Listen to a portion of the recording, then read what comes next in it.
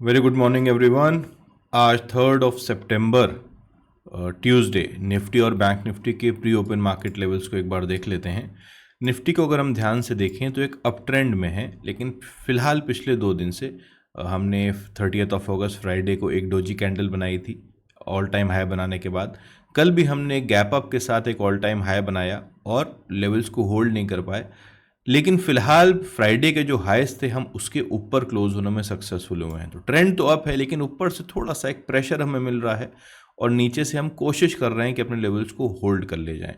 अगर हम छोटे टाइम फ्रेम पर देखेंगे तो फिलहाल फ्राइडे को हम लोग बहुत टाइट रेंज में ट्रेड कर रहे थे। कल हमने एक गैप अप ओपनिंग दी, लेकिन एक प्रेशर मिला हमें ऊपर से और वापस फ्राइडे के लेवल्स को हमने टेस्ट किया।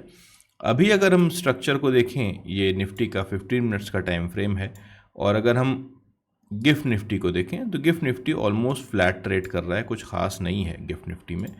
और निफ्टी में भी अगर आप देखेंगे तो CPR हमारा काफ़ी नैरो है। इसके हिसाब से यहाँ के ऊपर एक ट्रायंगल में फ़िलहाल हमने एक फॉर्मेशन बनाया है।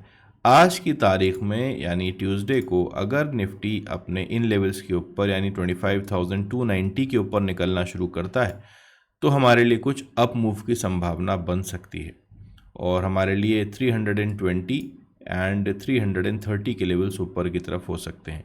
और अगर 330 के ऊपर निकलते हैं यानी नया ऑल टाइम हाई बनाते हैं तो हमारे लिए फ्रेश नए बड़े मूव्स मिल सकते हैं, क्योंकि आज CPR काफ़ी नैरो है।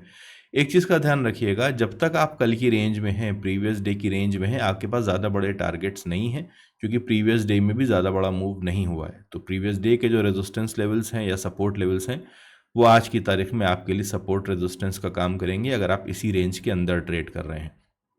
नीचे की बात करें तो अगर हमें हाईस के पास यानी 25,330 के आसपास कुछ सेलिंग अपॉर्चुनिटी मिलती है तो हम यहाँ पर सेल साइड का कुछ प्लानिंग कर सकते हैं, या फिर CPR के नीचे हम इस ट्रेंड लाइन को ब्रेक करते हैं तो मंडे के लोज यानी 25,235 के लेवल्स हमें मिल सकते हैं।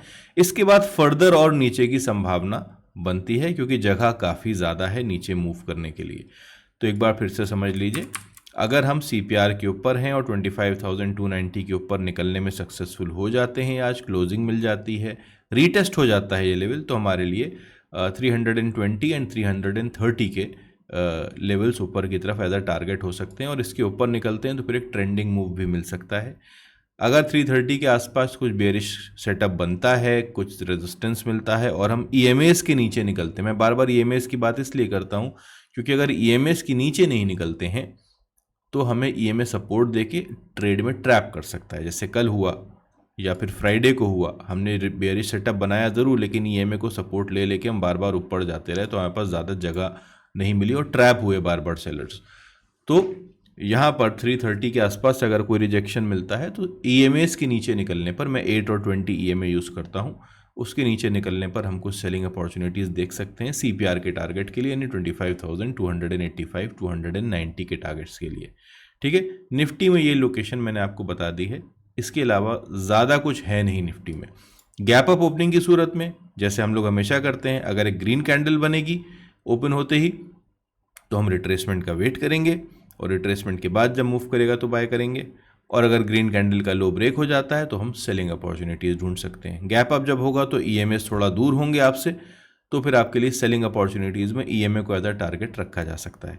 अगर एक रेड कैंडल बनती है गैप अप की सूरत में तो फिर हमें क्लोजिंग पर सेल नहीं करना है, वेट करिए कि रेड कैंडल बनने के बाद एक बार अगली कैंडल रीटेस्ट करके गिरने लगे तो सेल करिएगा, या फिर रेड कैंडल का हाई ब्रेक हो जाए तो फिर आप बाय साइड की प्लानिंग कर सकते हैं।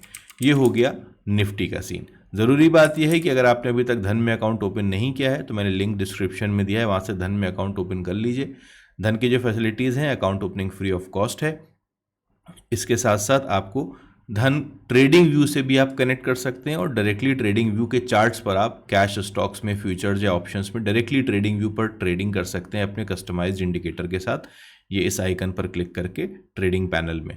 और अगर आप हमारे लिंक से अकाउंट ओपन करते हैं धन में और उसे एक्टिव करते हैं, यानी फिर उसमें ट्रेडिंग आप स्टार्ट कर देते हैं, तो हमें आप नीचे देखिए कैमरे के बगल में मेरा एक व्हाट्सएप नंबर लिखा हुआ है, आप इस पर व्हाट्सएप कर दीजिएगा। हम आपका ID को, अपने मोबाइल नंबर को वेरीफाई करके और अपने एक स्पेशल टेलीग्राम ग्रुप में ऐड कर देंगे, जिस पे हम ओकेजनली हर दिन या हर 1-2 दिन बाद उस पर कुछ ना कुछ अच्छा एनालिसिस शेयर करते हैं जो लाइव मार्केट में आपके काम आ सकता है, और हम लर्निंग पर्पस के लिए बहुत कुछ उसमें शेयर करते रहते हैं जिससे आपकी ट्रेडिंग में काफ़ी वैल्यू ऐड हो सकती है। ये ग्रुप सबके लिए नहीं है, ओपन फॉर ऑल नहीं है। आप जब लिंक से अकाउंट ओपन करके एक्टिव कर लीजिएगा, व्हाट्सएप करिएगा, आपको उसमें ऐड कर दिया जाएगा। अब बात कर लेते हैं बैंक निफ्टी की। तो बैंक निफ्टी को अगर आप देखेंगे तो बैंक निफ्टी भी सेम वही है, एक ब्रेकआउट दिया था इसने, रीटेस्ट किया और वापस अपने वीकली सीपीआर के ऊपर है। ये मरून लाइंस जो आप देख रहे हैं नीचे, कल हमने अपना वीकली सीपीआर टेस्ट किया और वहाँ से एक रिवर्सल दिया है या रिट्रेसमेंट दिया है जिसे आप कह सकते हैं। तो ओवरऑल ट्रेंड तो पॉजिटिव है बैंक निफ्टी में। छोटे टाइम फ्रेम पर अगर हम देखेंगे तो कल बैंक निफ्टी भी अगर देखिएगा तो फ्राइडे की जो एक रेंज थी, ऑलमोस्ट दिन भर उसी रेंज में रहा, क्लोजिंग से पहले बाहर जाने की कोशिश करी, फेल हुआ।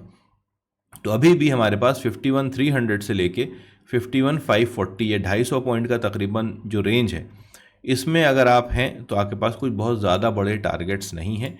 आप 30-40 पॉइंट्स ऑप्शन पॉइंट्स के लिए ट्रेड बिल्कुल ले सकते हैं।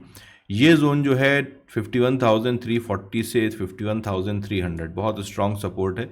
यहाँ पर अगर प्राइस आता है तो हमारे पास बहुत हाई प्रोबेबिलिटी है कि यहाँ पर बुलिश सेटअप बनने पर बहुत बढ़िया बाइंग अपॉर्चुनिटीज़ मिल सकती हैं, क्योंकि फ्राइडे को भी इस लेवल से ऊपर गए थे, क्लोजिंग के टाइम पर इसी लेवल पे हमने क्लोजिंग दी और अगले दिन गैप अप ओपनिंग दी, और कल भी यहाँ पर टाइम स्पेंड करके हमने बहुत बढ़िया अप मूव दिया था।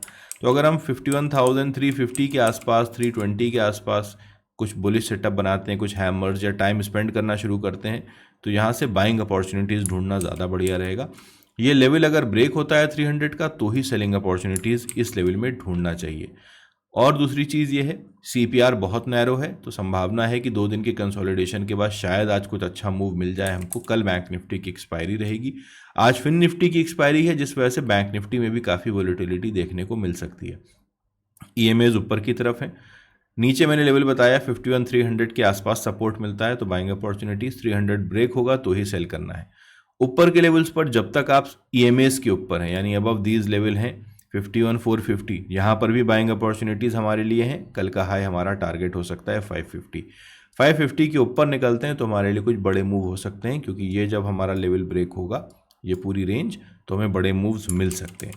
और अगर हमें कल के इस लेवल के आसपास 550 के आसपास कुछ रिजेक्शन मिलता है तो हम बिल्कुल सेलिंग की अपॉर्चुनिटी ढूंढ सकते हैं। शर्त यही है कि ईएमएज अगर यूं हैं इस तरह से, तो ईएमए ब्रेक हो जाए, हम फिर सेल कर सकते हैं। सीपीआर का टारगेट 51,440 और ये लेवल ब्रेक होता है तो हमारे पास 51,370 360 तक के लेवल्स एज अ टारगेट हो सकते हैं, क्योंकि उसके बाद फिर सपोर्ट जोन शुरू हो जाएगा।